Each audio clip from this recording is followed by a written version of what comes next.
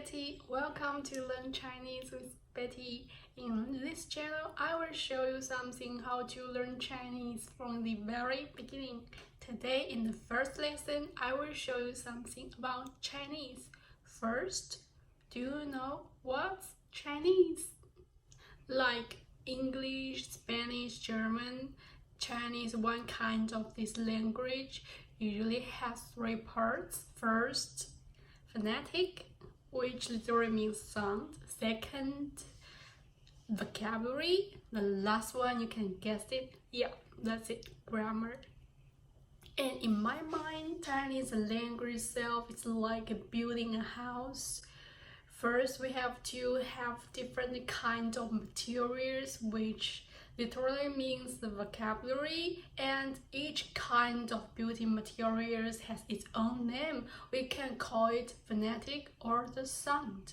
After we get all different kinds of building materials, we have to build a house with a certain building structures, which like grammar.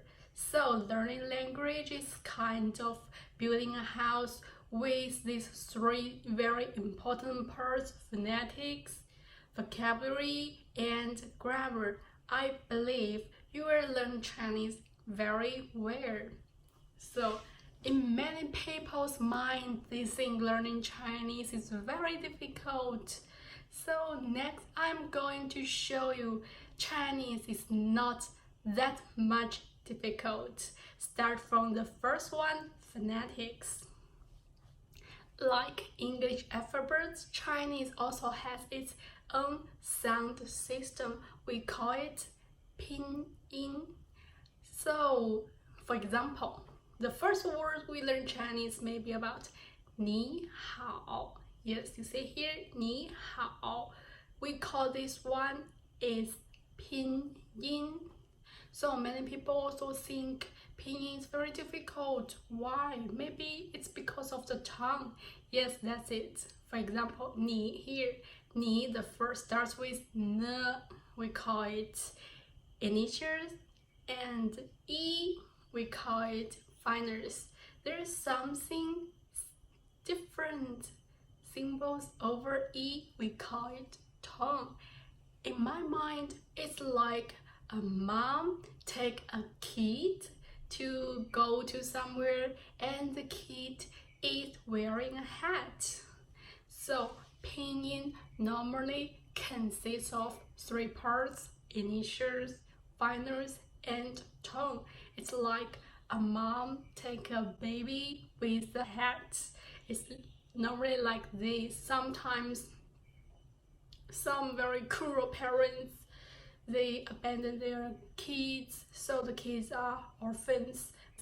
And then the tones plays a very important role in Chinese. Here is an example. We can see here T-A-N-G, we call it tongue. And in Chinese, we have four different kinds of tones. We can see the first picture, tongue. Yes, this is the first tongue. And this one, tang, means soup. And the second one, tang, yes, second term, it means sugar. And the third one, you can see a man is lying on the ground. So this one is a third tongue. We read it as tang. It literally means to lie. And the last one, tang. You can guess from the picture. Yeah, that's it. It's very hot.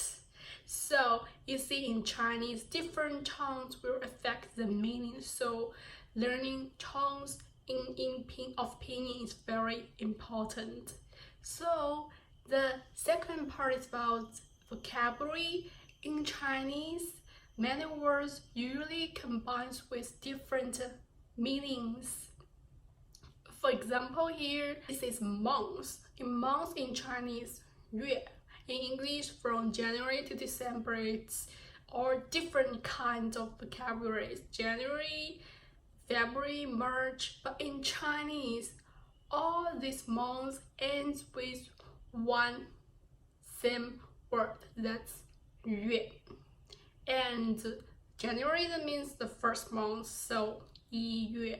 it starts with the number 1, 一, and February, 2月, 2 means number 2, and March, 3月. So here from January to December, it's all combined with 2 parts. The first part is number, and the second part is the month, 月. So many Chinese vocabulary, they consist in this way. And the last one is about the grammar. In English, we all know the verbs will have different type of versions, like go, went, gone. But in Chinese, here is example. You go to China. You went to China. You will go to China. Here, go, went, will, go. In Chinese, the verb, they don't have any changes on the verb. They all share one verb, that's 去. So you see here, learning Chinese not as difficult as you imagine in your mind. So that's all for today's lesson, and if you want to know more about this one, please follow Learn Chinese with Betty, and I will show you more. Thank you so much. That's all for today.